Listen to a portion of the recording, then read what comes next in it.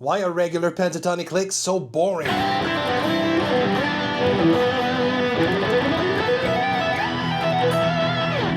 Growing up, I admired a lot of guys that had a very unique sound, like Steve Vai, Joe Satriani, Marty Friedman, but I hated the idea of learning any theory, so I mostly kept within my pentatonics. But that wasn't enough to make me sound like my heroes. So I'm gonna show you what you will want to know in the long run, but we're gonna meet halfway with a trick you can start using today without learning any other scale and get your licks to sound spicier. The first thing I did was learning scales all over the neck. For a while, all I would do was shred E minor or E minor harmonic all over the neck for hours. I thought I was Yngwie Malmsteen. At first, that was really cool because I didn't feel as limited as before, and I thought that I sounded a lot closer to my heroes, but ultimately, it didn't have the same panache. So I pushed theory a little further. I remember reading that Steve Vai would practice arpeggios all over the neck for hours at a time. So I started practicing two-string triads, like this A minor shape, right, or the A major shape. And I thought that was really cool because it's easy to remember. Every time I got a A minor barred chord, I got this root here and this shape, right, with the root, the fifth, and the third. And connected with the third, I had this other shape. If it was an A minor, major, my bad, I would have this shape with the third further connected to this shape with that same third. And that really blew my mind because I realized every time I see a root, I got these same two shapes, right? Or in major here. Right? That unlocked a huge amount of the neck for me. But when I started practicing 2 octaves arpeggios, that was like opening Pandora's box. When I was just practicing scales, my lead would sound very random. Here's an example.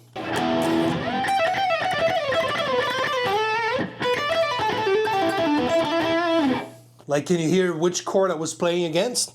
Of course not. Now, how about this one?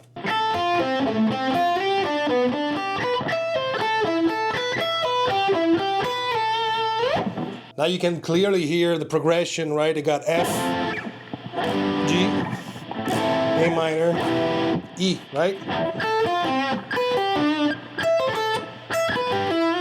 And I remember thinking, now I sound just like the pros, right? Because my playing is stating the chords that I'm playing over. That's it, right? Not quite. It wasn't it yet, because it was better, but it wasn't spicy. It didn't stand out because my playing was not adding anything to the chord I was playing over. Now, I remember hearing that whatever you're trying to say, somebody already said it best, so it's better to steal from them. Guthrie Govan, the master of improv, he said, when I'm playing over a chord, I'm trying to play the notes that the chord would have if it was interesting. Now that got me to understand how to make licks that stand out. It's phrasing. And I'm not just talking about taking a breather between your licks to make it sound like a voice. That's not what I'm saying at all. I'm talking about creating mini stories within your leads. And we're going to do that by targeting notes that stand out from the chord and then resolve on a chord tone. So root, third, or fifth. Let's check out one example and then I'm going to show you how you can practice this on your own.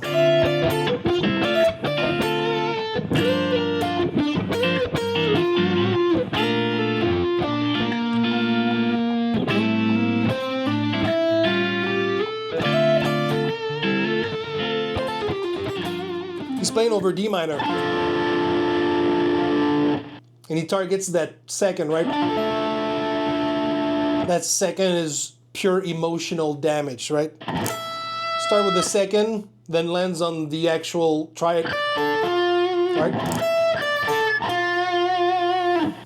Super simple, it's super effective. Then over G minor, he plays the fourth before going to the third, 7, and the 5 over B flat, we stayed the major 7 chord, and over A minor we just play the ascending scale. So that creates a beautiful tension on those first 2 chords, and then a more resolving sound and crescendo on the last 2 chords.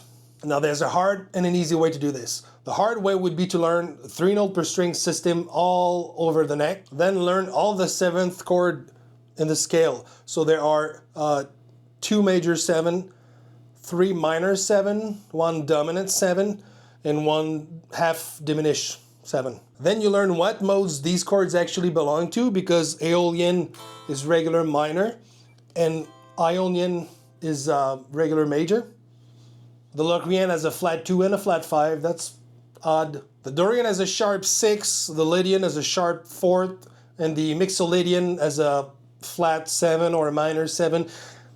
It's a lot to know. If you want to be able to target everything over any chords, this is what you want to know. And eventually you should work up towards knowing all of this. It's not hard if you go one step at a time. But if you want to improve your phrasing and start sounding spicier today, listen up. Now I assume most of you know the first position of A minor pentatonic. Just in case, here it is.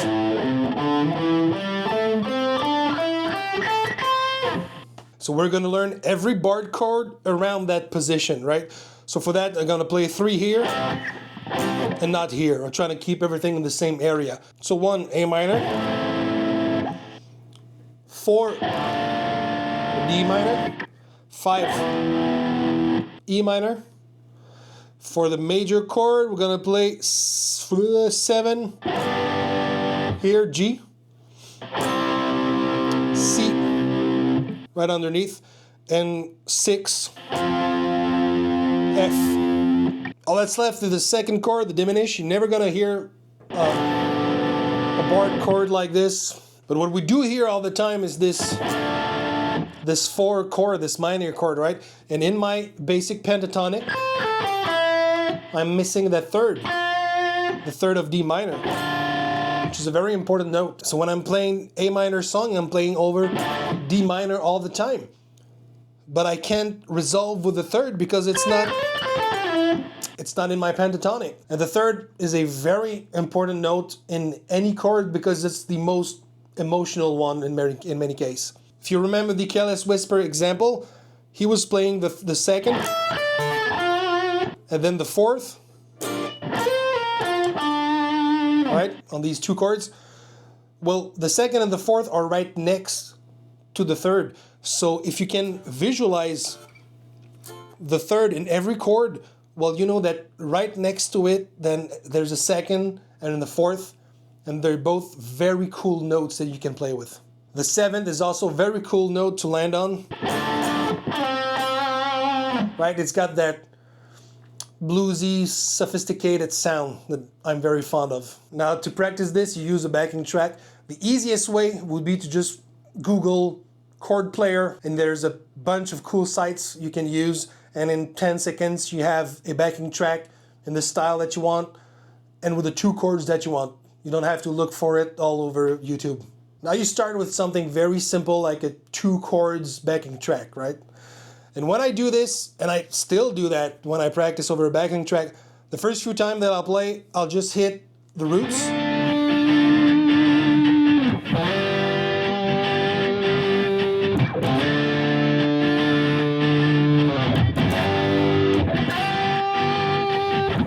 Then I'll hit the 3rd.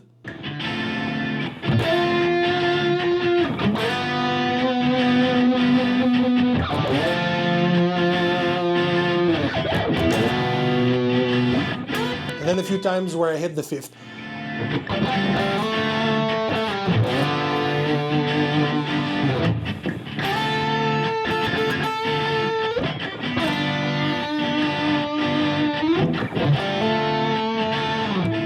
What I'm doing, I'm not trying to create licks just yet. I'm just taking like a minute or 2 to build a map on the fretboard of these chord tones that I can land on. So now, even if you only know the first pentatonic position because you look at these chords, now you can easily see these chord tones, these root, 5th, and 3rds. Don't spend 15 minutes on that. just a minute or two to get comfortable with these few notes.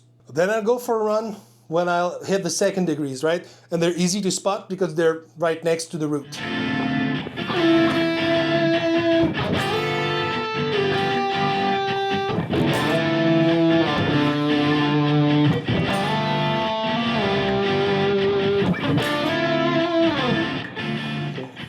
Then I do the same with the fourth, which are right next to the third.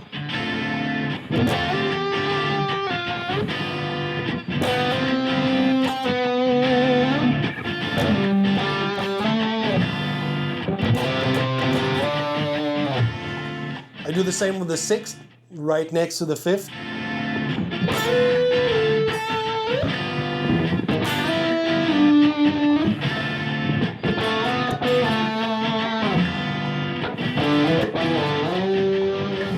And lastly, with the seventh.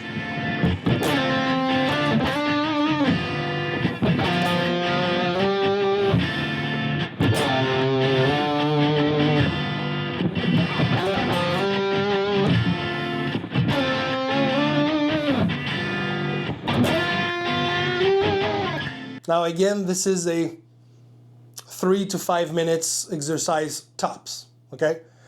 And what this does, 3 things. First, it builds a map of all of these cool notes around this position that I'm working on using these chord shape. Then it trains my ear to expect and think about these spicy notes, right? So when I hear A minor, I don't just think about a root. I hear this and I think about that too, because it's super tense and beautiful. Or I hear that 7, right? And third, it teaches me what works and what doesn't. Now I've chosen D minor and G7 because they both have cool 2s that sound good, 4th, 6, and 7. So all of these sound great on these 2 chords. If I had chosen E minor, well, E minor is the Phrygian mode as a flat 2.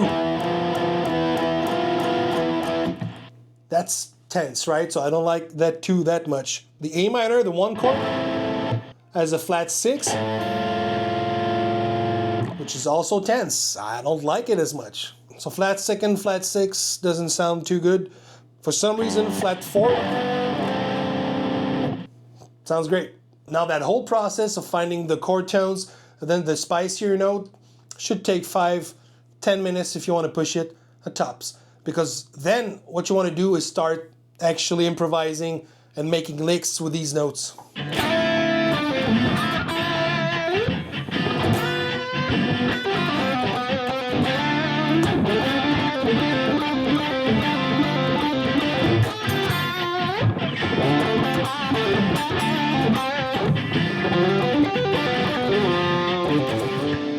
And now that you've trained yourself to actually hear and expect these spicy notes, they kind of come naturally. And the simpler the backing track, the better.